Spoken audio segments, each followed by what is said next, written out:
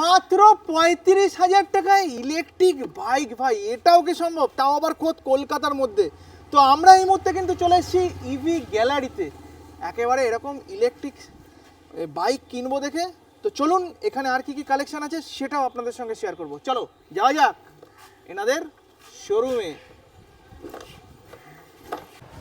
দাদা, তোমার ভিউয়ার্সদের একবার বারবার করে আমি একটা বোঝানোর চেষ্টা করছি, বা তুমিও একবার বোঝানোর চেষ্টা করো যে বাজারে কিন্তু অনেকে 25,000, 28,000, 23,000 টাকায় গাড়ির কথা বলা হচ্ছে। এগুলো কিন্তু উইদাউট ব্যাটারি গাড়ি। আচ্ছা, ইভি বাইক যারা বলছে সেগুলো উইদাউট ব্যাটারি গাড়ি।